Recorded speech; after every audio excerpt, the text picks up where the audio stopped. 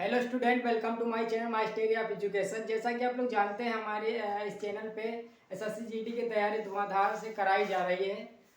पिछले दिनों में बहुत कुछ हम लोगों ने सीखा। आज हम लोग जीके जीएस पढ़ने वाले हैं और जीके जीएस में हम लोग पढ़ चुके हैं और उसके बाद में आज हम पढ़ने वाले हैं प्रस्तावना। ठीक है, इसके बाद में हम लोग पढ़ेंगे अनुसूचियाँ। आज पढ़ने वाले हैं हम लोग प्रस्तावना। ठीक है, आशा करते हैं आप लोग अच्छे होंगे। और पढ़ने वाले हम लोग अनुसूचियाँ प्रस्तावना पढ़ने वाले, तो प्रस्तावना हम लोग पढ़ते हैं। ठीक है, डाल लेते हैं हेडिंग प्रस्तावना। प्रस्तावना क्या पढ़ने वाले हैं आज? प्रस्तावना। तो हेडिंग डाल लेते। पहले तो ये जान लेते हैं कि प्रस्तावना है क्या, कि प्रस्तावना क्या है। ठीक है, प्रस्तावना संविधान का ही भाग है, लेकिन हम लोग पढ़ने वाले हैं कि प्रस्तावना संविधान का भाग कब थी कब नहीं थी, सुप्रीम कोर्ट ने क्या कहा इसके तहत, तो आज हम लोग जानते हैं। ठीक है, प्रस्तावना क्या है। तो प्रस्तावना क्या है पहले तो ये जान लेते हैं। प्रस्तावना हेडिंग डाल लेते हैं, इसके बाद लिखेंगे यह संविधान निर्माताओं क्या है इसकी परिभाषा, कि संविधान निर्माताओं के विचारों को जानने की पूंजी है। क्या है? संविधान निर्माताओं के विचारों को जानने की पूंजी है। प्रस्तावना क्या है? प्रस्तावना है यह संविधान निर्माताओं के जानने की पूंजी है। संविधान निर्माताओं के विचारों को जानने की पूंजी है। ये कहा किसने था? तो ये कहा था भैया हमारे, कि किसने कहा था? तो अर्नेस्ट वारकर ने कहा था। अर्नेस्ट वारकर ने कहा था। किसने कहा था? अर्नेस्ट वारकर ने। क्या कहा था? कि संविधान निर्माताओं के जानने की पूंजी है कौन? सब प्रस्तावना संविधान निर्माताओं के विचारों को जानने की पूंजी है। ये किसने कहा था? अर्नेस्ट वारकर ने कहा था। इसके बाद हम लोग पढ़ने वाले हैं प्रस्तावना, तो ये हो गई। उसके बाद में हम लोग जानने वाले हैं कि बेरूवादी, क्या डालेंगे हेडिंग? डालेंगे हेडिंग बेरूवादी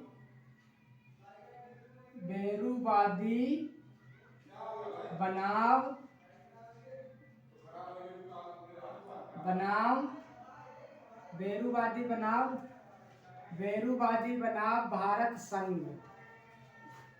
भारत संघ।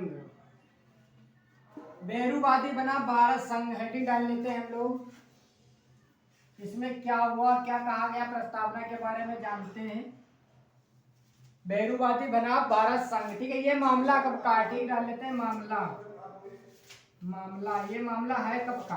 तो डाल लेते हैं ये 1960 का है। ठीक है, 1960 का ये मामला है। कब का है? 1960 का ये मामला है। उसके बाद में इसमें क्या कहा गया? ठीक है, 1960 का ये मामला है। बेरूवादी भारत संघ। ठीक है, बेरूवादी बना भारत संघ। ये पूछ लिया जाता है क्वेश्चन कि बेरूवादी बना भारत संघ का मामला जो है वो कब का है, किस सन का है? तो हम लोग लिख देंगे आराम से कि 1960 का ये मामला है। ठीक है, 1960 का ये मामला है। कब का है? 1960 का मामला है। उसके बाद में हम लोग जानेंगे ये जब उसके बाद में इसमें एक क्वेश्चन रखा गया। क्वेश्चन हम लोग देख लेते हैं क्या लिखा गया। क्वेश्चन लिख देते हैं। तो क्वेश्चन कहा गया कि क्या प्रस्तावना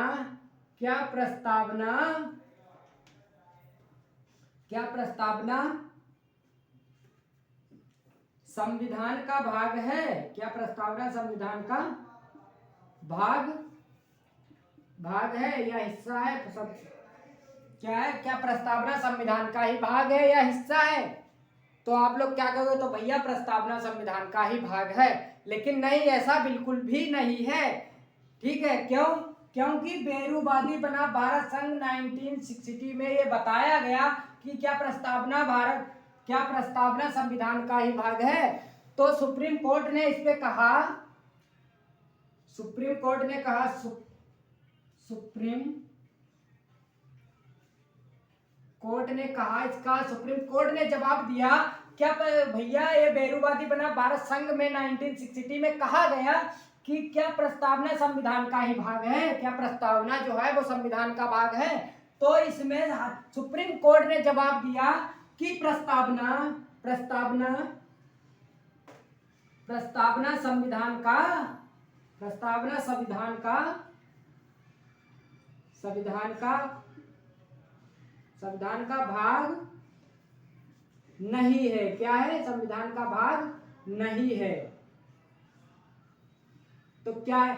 प्रस्तावना संविधान का भाग नहीं है। क्यों नहीं है? तो लिखते हैं आगे,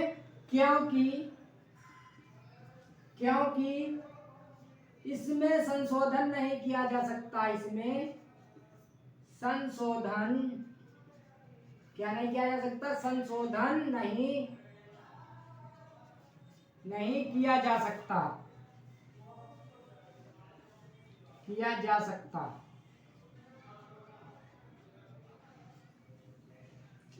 है।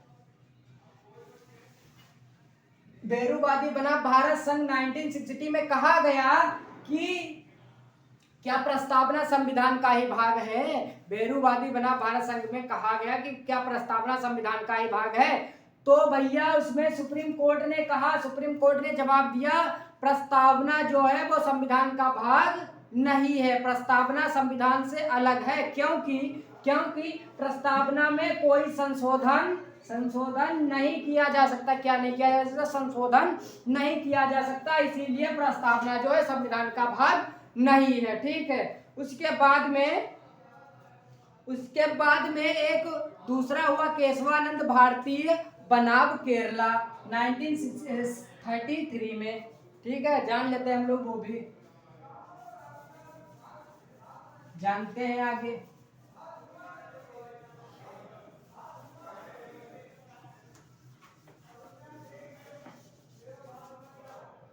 तो दूसरी हेडिंग हम लोग क्या डालेंगे? दूसरी हेडिंग डालेंगे केशवानंद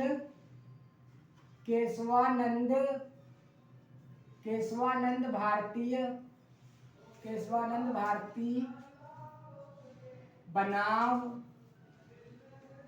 बनाम केरल।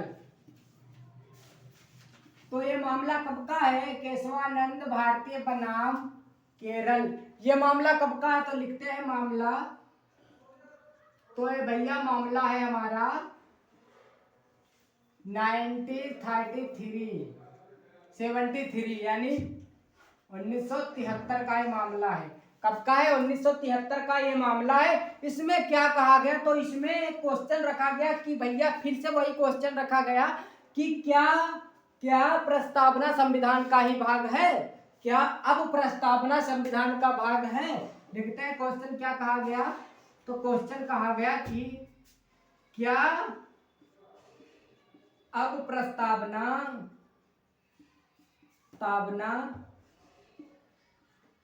संविधान का भाग है? संविधान का भाग है? क्या प्रस्तावना अब संविधान का भाग है? तो सुप्रीम कोर्ट ने क्या कहा, जान लेते हैं। आइए, सुप्रीम कोर्ट ने कहा,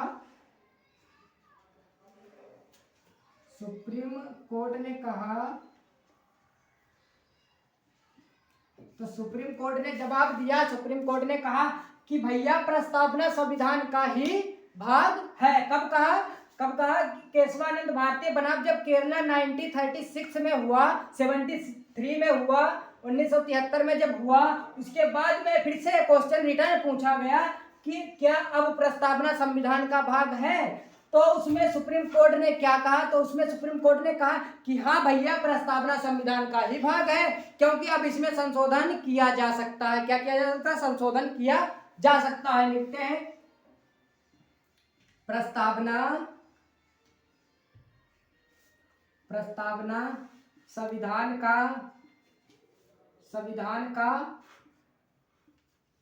ही भाग है।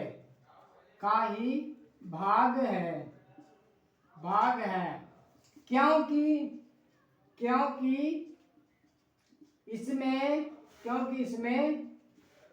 संशोधन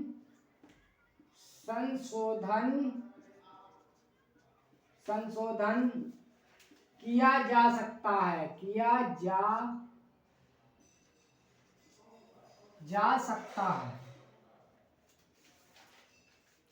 जा सकता है।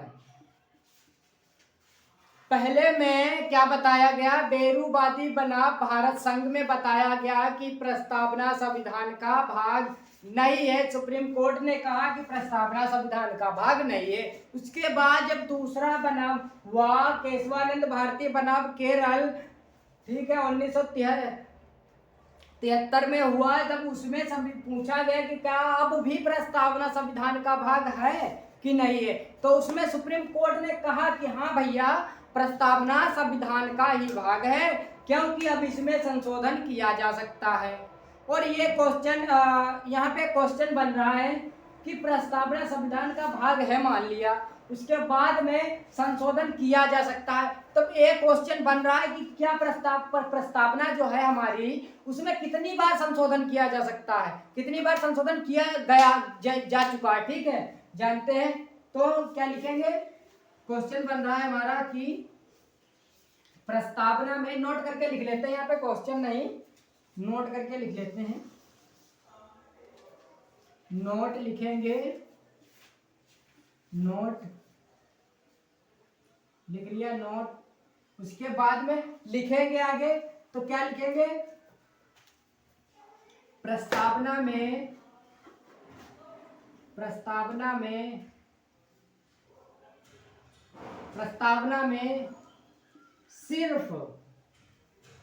सिर्फ एक बार, कितनी बार, सिर्फ एक बार संशोधन किया गया था। कितनी बार संशोधन किया गया था। या फिर लिख लेते हैं, प्रस्तावना में सिर्फ एक बार संशोधन हुआ है, ये भी लिख सकते हैं, लिख लेते हैं, हुआ है, एक बार संशोधन हुआ है। अभी तक कितनी बार संशोधन हुआ है, सिर्फ एक बार संशोधन हुआ है। प्रस्तावना में कितनी बार संशोधन हुआ है, सिर्फ एक बार संशोधन हुआ है। प्रस्तावना में कितनी बार संशोधन हुआ, तो भैया प्रस्तावना में सिर्फ एक बार संशोधन हुआ है अभी तक। ठीक है, उसके बाद हम लोग पढ़ते हैं 42वां संविधान संशोधन अधिनियम 1976 में प्रस्तावना में कौन कौन से शब्द, नए शब्द, 3 शब्द जोड़े गए, वो कौन कौन से शब्द हैं, पढ़ते हैं, आइए।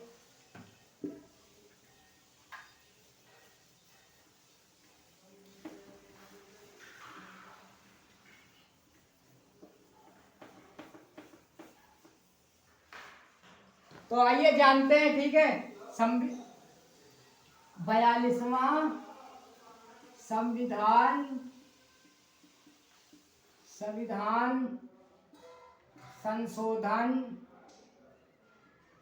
संशोधन अधिनियम, जब 42वां संशोधन अधिनियम हुआ, संविधान संशोधन अधिनियम कब हुआ, ये 1976 में, 1976 में हुआ था। कब हुआ है,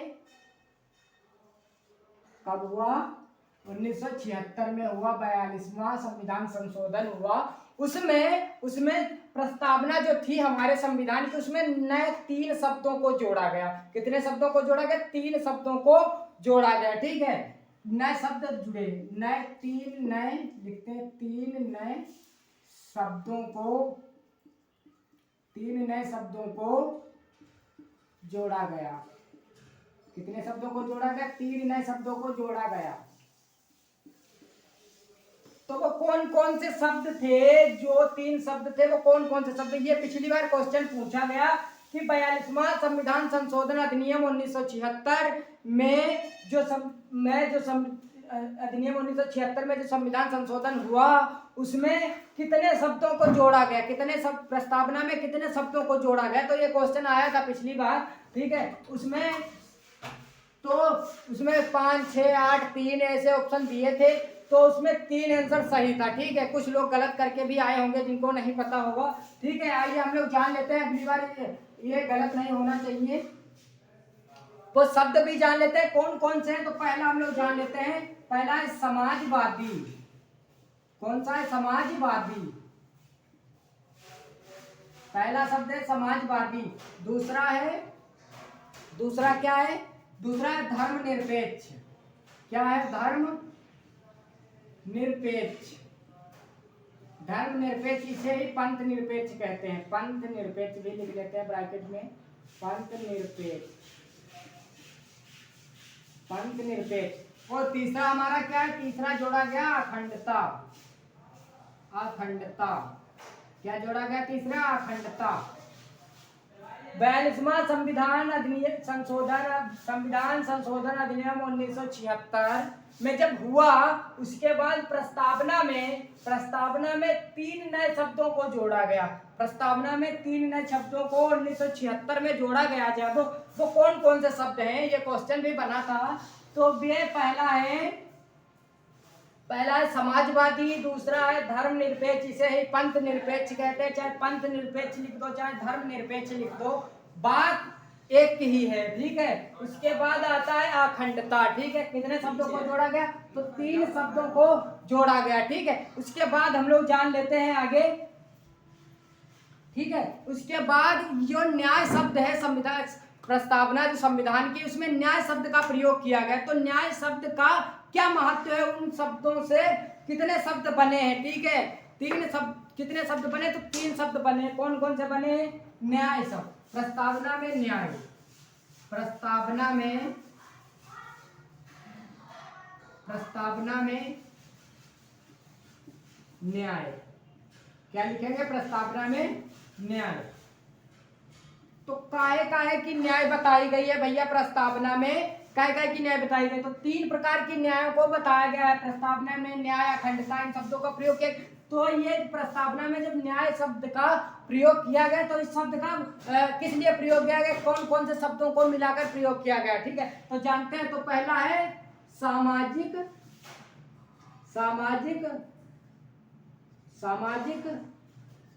न्याय। कौन सी न्याय? सामाजिक न्याय। दूसरा क्या हो सकता है? दूसरा हो सकता है हमारा आर्थिक। क्या हो सकता है? दूसरा हो सकता है हमारा आर्थिक न्याय। कौन सी न्याय? आर्थिक न्याय। तीसरा क्या हो सकता है? तीसरा हमारा हो सकता है राजनीतिक न्याय। कुल कितना है? 3 शब्दों को जोड़ा गया। कितने? प्रस्तावना में जो न्याय शब्द का प्रयोग किया गया, उस न्याय शब्द को प्रयोग करने से किन शब्दों को बनाया गया? किस किस की न्याय की बात करता है वो न्याय शब्द? तो भैया सामाजिक न्याय की बात करता है, आर्थिक न्याय की बात करता है, राजनीतिक न्याय की बात करता है। उसके बाद में एक शब्द और प्रस्तावना में लिया जाता है, जो कि स्वतंत्रता। ठीक है, ये स्वतंत्रता जो शब्द है, स्वतंत्रता शब्द है, इससे पहला शब्द डाल लेते हैं। स्वतंत्रता जो शब्द है, उस शब्द से कितने शब्दों को मतलब मान लिया जाता है? ठीक है, बताया गया है। तो सब स्वतंत्रता जो शब्द है, उस स्वतंत्रता शब्द में कितनी चीजों से स्वतंत्रता हमें मिल रही है सब प्रस्तावना में? तो आइए हम लोग जानते हैं।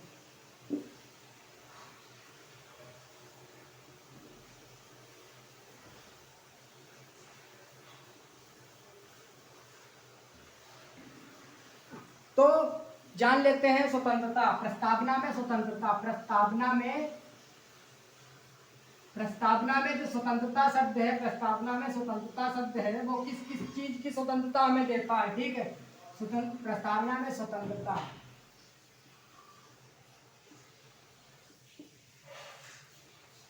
2 नंबर डाल लेते हैं। स्वतंत्रता ये किस किस चीज की देता है? पहला तो है स्वतंत्रता किस किस चीज की स्वतंत्रता देता है? तो पहला है विचार की स्वतंत्रता। किसकी स्वतंत्रता? विचार की स्वतंत्रता,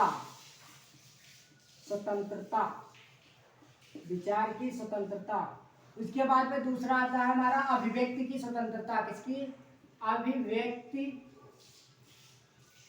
अभिव्यक्ति की स्वतंत्रता, अभिव्यक्ति की स्वतंत्रता। उसके बाद में हमारा तीसरा आता है विश्वास की स्वतंत्रता। किसकी स्वतंत्रता? विश्वास की स्वतंत्रता। विश्वास की स्वतंत्रता, स्वतंत्रता।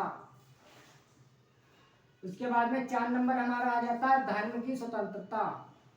धर्म की स्वतंत्रता, स्वतंत्रता, धर्म की स्वतंत्रता। उसके बाद में 5 नंबर हमारा आ जाता है उपासना की स्वतंत्रता। किसकी स्वतंत्रता? उपासना की स्वतंत्रता, उपासना की स्वतंत्रता। तो कितने प्रस्तावना में जो स्वतंत्रता शब्द है वो कितनी स्वतंत्रताएं देता है? 5 प्रकार की स्वतंत्रताएं हमें देता है। किसकी? विचार की स्वतंत्रता, अभिव्यक्ति की स्वतंत्रता, विश्वास की स्वतंत्रता, धर्म की स्वतंत्रता और उपासना की स्वतंत्रता। ठीक है, उपासना की स्वतंत्रता, उपासना की स्वतंत्रता, ये 5 स्वतंत्रताएं हमें देता है। उसके बाद में एक शब्द और आता है समानता। जो समानता शब्द है वो कितने प्रकार की समानता देता है? ठीक है, तो जान लेते हैं हम लोग। 3 नंबर डाल लेते हैं। प्रस्तावना में, प्रस्तावना में, प्रस्तावना में, प्रस्तावना में समानता। समानता जो शब्द है, समानता जो शब्द है वो प्रस्तावना है, वो कितनी प्रकार की समानता देता है? तो ये भैया हमारे 2 प्रकार की समानता देता है। ठीक है, काय की समानता? पहला तो है हमारा गरिमा की समानता। काय की समानता? गरिमा की समानता। पहला है हमारा गरिमा की समानता। दूसरा है हमारा अवसर की समानता। काय की समानता? अवसर की समानता, अवसर की समानता। तो ये कितने प्रकार के देते? 2 प्रकार के समानता देता है। समानता जो शब्द है हमारा प्रस्तावना में वो कितने प्रकार की समानता देता है? तो ये क्वेश्चंस बन जाते हैं यहीं से। ठीक है, तो ये वो 2 प्रकार की समानता है, गरिमा की समानता, अवसर की समानता। इसके बाद में एक शब्द हमारा और आता है, एक और शब्द आता है कि हमारी प्रस्तावना जो है, हमारे संविधान की जो प्रस्तावना है उसमें भाईचारा कितनी प्रकार के शब्द आते हैं? भाईचारा से रिलेटेड यानी संबंधित शब्द जिनका अर्थ भाईचारा हो, उन वो शब्द कितने प्रकार से आते हैं? ठीक है, ये इम्पोर्टेंट क्वेश्चन है। कौन सा क्वेश्चन है? ये इम्पोर्टेंट क्वेश्चन है। लिखेंगे प्रस्तावना में, प्रस्तावना में, प्रस्तावना में भाईचारा, भाईचारा शब्द का, भाईचारा शब्द, भाईचारा शब्द का, शब्द का अर्थ कितने शब्दों में है? कितने शब्दों, कितने शब्दों में है? शब्दों में है। ये question very very most important है। कौन सा क्वेश्चन है? Very very most important, important है। ठीक है, कैसा क्वेश्चन है? Very very most important question है ये। इसमें प्रस्तावना में जो भाईचारा शब्द है वो कितने शब्दों का अर्थ निकाल, भाईचारा शब्द का अर्थ जो निकालता है वो कितने शब्द आते हैं? तो भैया सिर्फ वो एक शब्द आता है। कौन सा शब्द आता है? वो आता है सिर्फ हमारा बंधुत्व। कौन सा शब्द आता है? बंधुत्व। ठीक है, सिर्फ बंधुत्व का ही अर्थ भाईचारा होता है। अन्य किसी शब्द जो प्रस्तावना में प्रयोग किए गए हैं, लिखित हैं, उन किसी शब्दों का भाईचारा यानी भाईचारा अर्थ नहीं हो सकता। ठीक है, सिर्फ बंधुत्व शब्द का ही अर्थ प्रस्तावना में माना गया है। ठीक है, तो आशा करते हैं आप लोगों को अच्छे से समझ में आया होगा। अगली वीडियो में हम लोग पढ़ने वाले हैं अनुसूचियां। ठीक है, आज की क्लास यहीं पर हम लोग समाप्त करते हैं। तब तक के लिए जय हिंद।